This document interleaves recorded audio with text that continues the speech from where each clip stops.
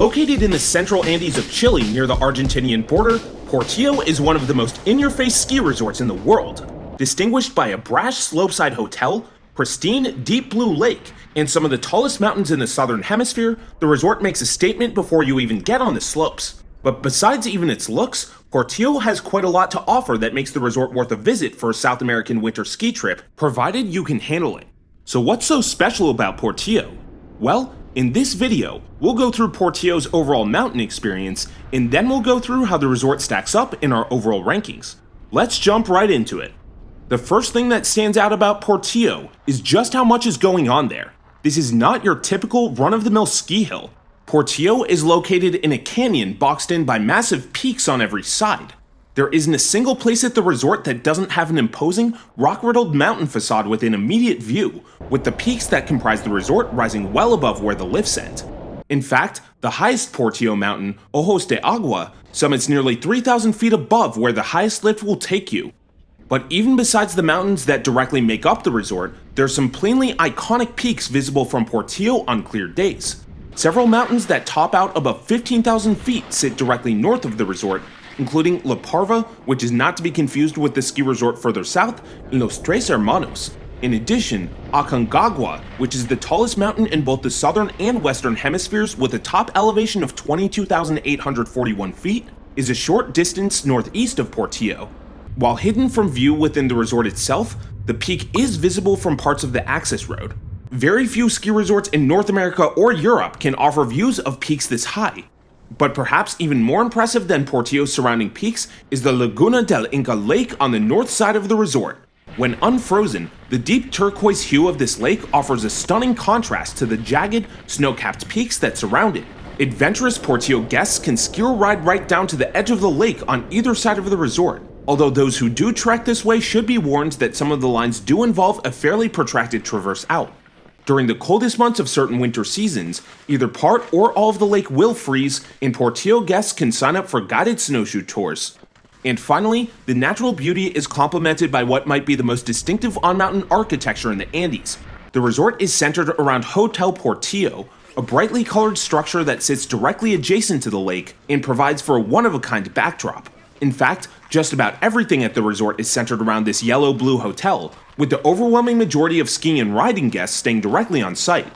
The hotel is home to the lift ticket office, ski rentals, a cafeteria, and guest services, among other things. Resort staff often open the resort to hotel guests before opening the ticket window, so those staying on site get priority slope access. The line to pick up lift tickets can become quite lengthy, and depending on the day, the resort may even stop selling them. Despite limited activities aside from skiing and riding, Portillo attracts many tourists and sightseers from Chile, Argentina, and Brazil. Most of these visitors have rarely or never seen snow before, and they come for the lake views and activities such as sledding and snowman building. These tourists are not allowed to enter the ski slopes, and they typically form a crowd pen along a viewing deck for the lake, which is the closest they can typically get to it. Portillo's unique topography makes for a range of terrain exposures. The resort can essentially be broken into two terrain sides, an east side and a west side, with a traverse below the hotel forming the only skiable link between the two. The west side of the resort sees sun early in the morning, while the east side stays shaded until the early afternoon. As a result, guests usually spend their morning on the west side and switch to the east side after lunch, thereby following the pattern of the sunshine. At just over 900 skiable acres, Portillo isn't the largest resort in the world, but its two sides are reasonably similar in size, leading to a natural transition between them in the middle of the day. While its beauty is easy to appreciate no matter who you are, Portillo is not the best resort for lower ability skiers and riders. Only two green trails exist on the whole of the main mountain, and they both sit on the morning shaded east side, meaning conditions tend to be quite hard at the start of the day. In addition, one of these two green trails takes a surface lift to reach without some traversing, which some less experienced guests, especially those from North America, may not be used to riding. At least these green trails do have some character to them, converging into one run and filtering through a tunnel that used to host a transcontinental train service.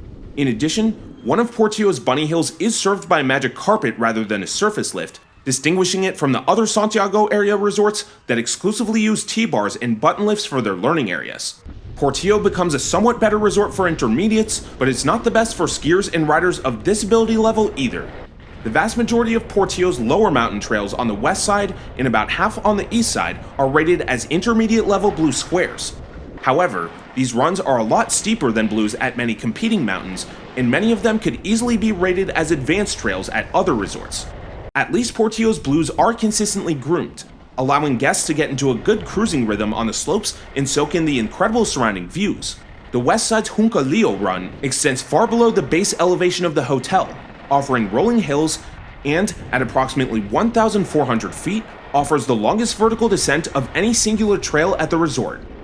Like other South American ski resorts, Portillo uses a red rating to designate its trails in between blue and black. However, only 2 trails of this ability level exist within the entire resort, one on the east side and one on the west side, and the latter is so short it barely even counts as a trail.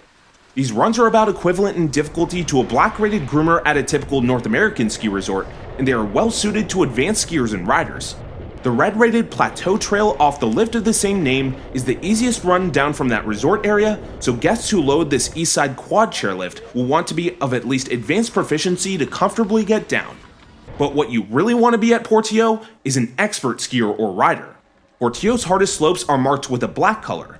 Some of these runs are designated with a single black trail marking on the slopes, while others are designated with double black trail markings, although it's unclear from the trail map which is which, and whether there's an actual difficulty level distinguishment between these types of runs, or whether the double blacks are a relic from years past. Either way, Portillo's black runs are relentlessly steep and ungroomed, making for demanding mogul terrain and a high risk of an uncontrollable fall in the event of a slip-up. A handful of Portillo's gnarliest lines aren't even marked on the trail map. These rock-lined chutes, most of which are on the east side of the resort, involve extremely narrow downhill routes with no room for error, and depending on snow conditions, some can involve mandatory errand sections. A couple of Portillo's steeps are also unique in just how close they get to the lake. Both the east and west sides of the resort serve terrain that leads directly into the lake and will literally dump you into it if you continue straight down the hill. On clear days, these runs make for some of the most stunning inbound skiing and riding in the entire world. There are no barriers between the slopes and the lake, and while it may seem obvious that one would avoid skiing or riding into water, the lake can freeze in part or entirely, making the edge between the slopes and the water less clear than one might expect. These trails are absolutely beautiful, but as we mentioned earlier, they involve significant work to get out of. There is a formal traverse out from the Lake Run Trail on the east side of the resort, which involves some sidestepping and ducking under some particularly low clearance gates and rock faces. On the other hand, if you find yourself in the Primavera area on the west side, it takes a brief hike to get back to the lifts no matter where you cut back. The mountain does not have signage to warn of these hikeouts, but if you're aware of your surroundings, it should be intuitive enough to avoid ending up in the wrong place. Whether they lead down to the lake or not, Portillo's hardest trails are made even more formidable by the way it takes to reach most of them. The overwhelming majority of expert runs are served by slingshot lifts, one-of-a-kind contraptions that pull guests up the mountain alongside one another. As a result of the extreme steepness of their lines, these surface lifts have no towers and are anchored to the top of their respective trails. The gradient at the top of each of these lifts does not mellow out, making unloading a technical process that involves briefly skiing or riding backwards and quickly catching an edge to avoid an uncontrollable fall down the slope. Since these slingshot lifts can hold 3 to 5 riders at a time, it's important for guests to unload in a particular order to avoid collisions while releasing, with the resort recommending ejecting from the middle out to keep the weight distribution even. It's also worth noting that while there are multiple warning signs that read in Spanish, Portuguese, and English, the resort does not read warning messages out loud before riders load the lift, as many North American resorts would probably do in a situation like this. Don't hesitate to ask the lift operator for advice, as he or she will tell you what to do. Portillo is the only ski resort in the world with these unique lifts, and it boasts not just one of them, but 4. 2 on the east side of the resort and 2 on the west side. Although most guests tend to hit the west side of the resort in the morning and the east side in the afternoon, we actually suggest that those unfamiliar with the slingshot lifts start with the ones on the east side. The slingshots on the east side of the resort have slightly shorter rises and more forgiving gradients than those on the west side, making them more straightforward for first-timers in this type of situation. When it comes to the rest of its lifts, Portillo is fairly par for the course for Chile, which is to say that the resort is held down by slow, fixed-grip doubles, triples, and quads. At least the chairs are comfortable and kept in good condition, and, with the exception of a small sliver of terrain on the resort's east side, All lower mountain runs are accessible by chairs rather than surface lifts. But if you scare easily, it's worth noting that a few of these chairs go over some particularly hair-raising spans, including a very high section above the ground for the plateau lift and a few sections above switchbacks for the very busy access highway, which also happens to be a commercial truck route linking Chile and Argentina on the Jucalillo lift.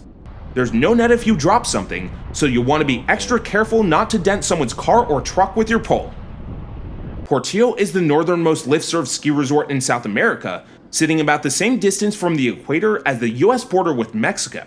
Despite a top lift-served elevation of 10,860 feet, the resort can see quite variable snow conditions throughout the winter. The resort can sometimes go weeks without significant new snow during the course season, which consequently results in icy or slushy conditions depending on the time of day. Portillo does tend to receive very light and enjoyable accumulation from fresh storms. However, the resort doesn't usually see the same quantity of accumulation as the more southern resorts closer to or further south of Santiago. But while snow isn't always the most consistent, Portillo's unique topography makes for some of the wildest weather conditions of any ski resort in the Americas. While the resort is sunny most of the time, the slopes are subject to wild and unpredictable weather patterns, including extreme temperature swings, intense wind, and sudden storms. Due to these circumstances, some or all of Portillo's lifts can be subject to closure. Finally, Portillo's steep and prolonged mountain faces create considerable avalanche risk, especially on powder days or warm afternoons. The terrain served by the Slingshot lifts regularly sees slides, and especially on the west side of the resort, Portillo will close its slingshots early due to the avalanche danger. Once you see one of these happen, it quickly becomes apparent why a regular lift wouldn't work in any of these areas. At least figuring out Portillo's lift and terrain statuses, and just getting around in general, is fairly straightforward for a South American ski resort. The resort has a status board inside the hotel with detailed weather, lift, and trail information, and each chairlift has a status board for the major runs and connector lifts off of it, although markings for some permanently closed surface lifts have yet to be removed. While the entirety of Portillo sits above treeline, most trails themselves are bounded by sticks that are colored to indicate the difficulty level of the run. Some of these sticks have numbers on them to convey your distance from the bottom of the trail. While none of Portillo's runs are particularly long, this system can still be a useful indicator as to where you are. The one major issue with getting around Portillo is that its west and east resort sides are not very well integrated with one another.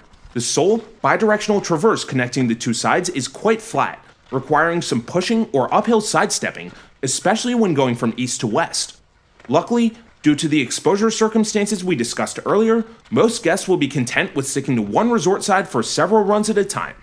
Although Portillo revolves chiefly around its namesake hotel, guests will find a range of on-mountain facilities around the resort. In addition to a public cafeteria in the hotel itself, the resort has a small restaurant just above the east side's Bunny Hill and another mid-mountain restaurant which overlooks some stunning lake views at the top of the east side plateau chair, although guests will want to be of at least advanced proficiency to ski or ride down from this lift. Portillo visitors have the unique opportunity to purchase lift tickets with a lunch add-on, in which case the ticket comes with a 15,000 peso or roughly $15 credit to use at the main cafeteria in the hotel. This credit covers food, but you'll still have to pay if you want a drink along with your meal. While not as dirt cheap as food in Santiago, the meal is pretty high quality for what you get from a ski resort cafeteria.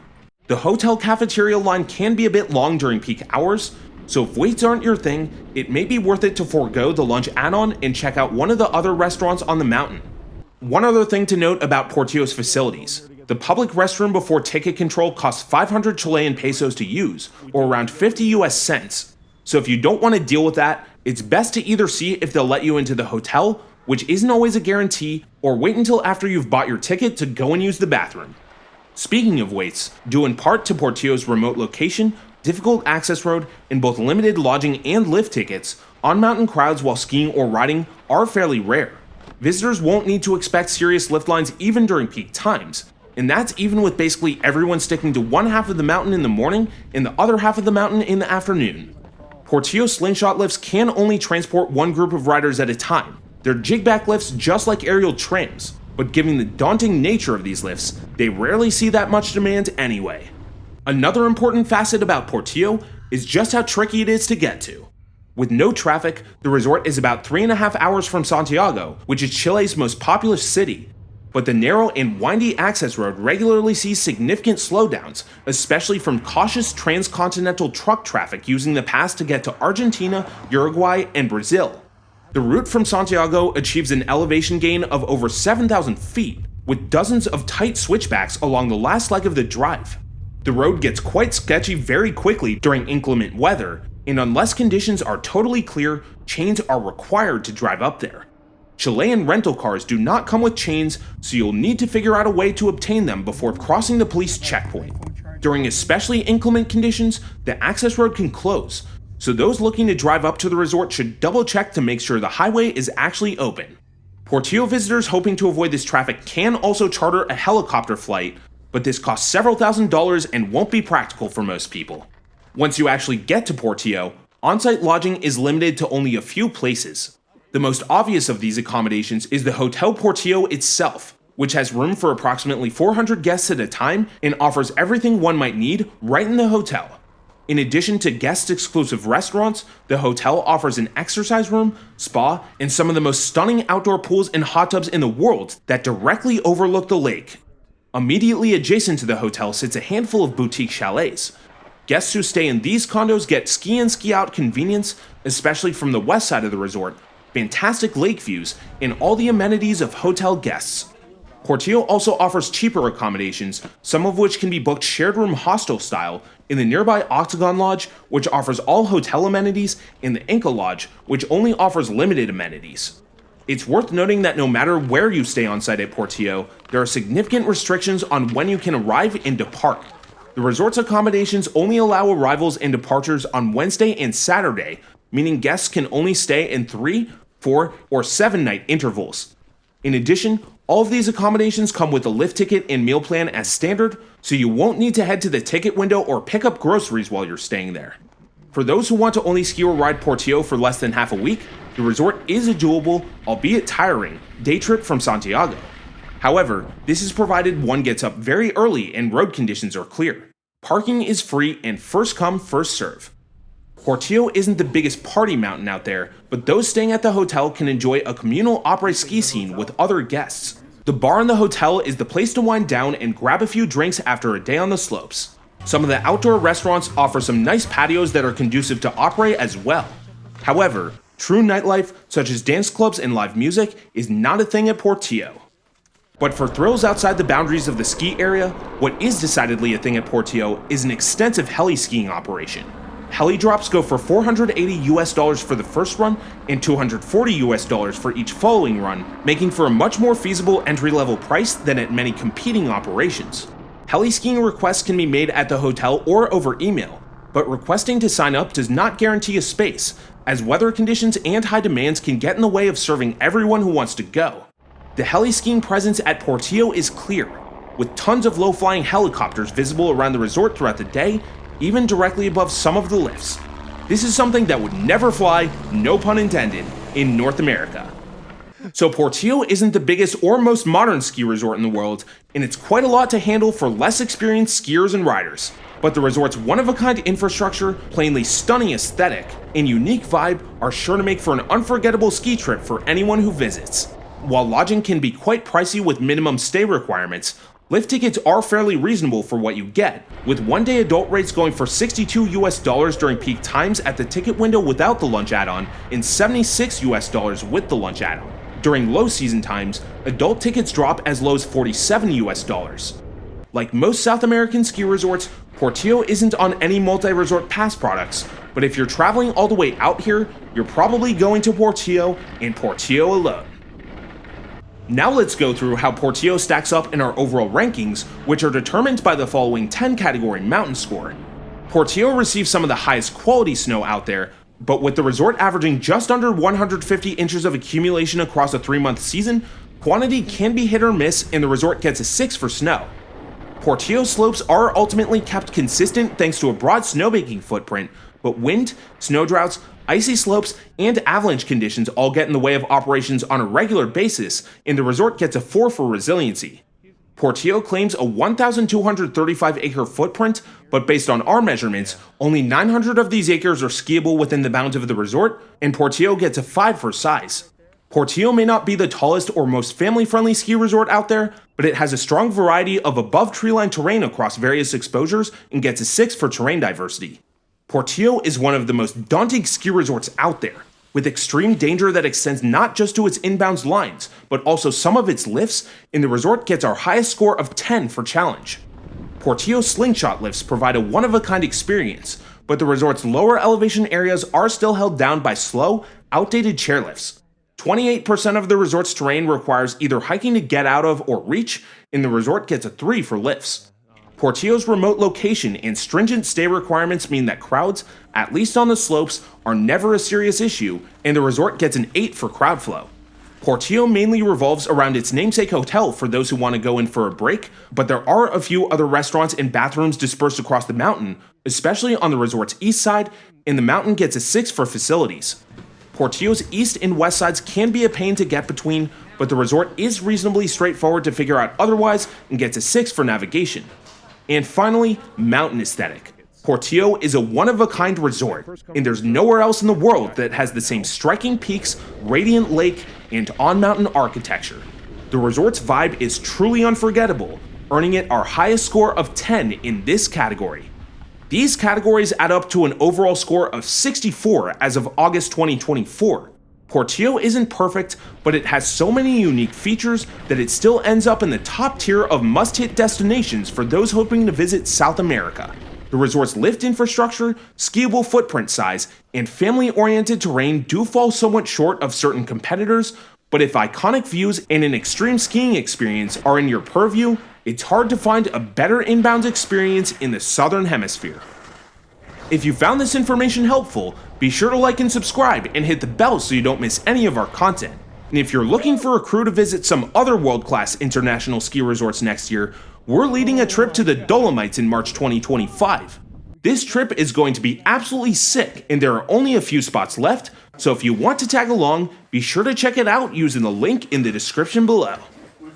For more information on over 100 ski resorts in South America and around the world, check out peakrankings.com. See you for the next one.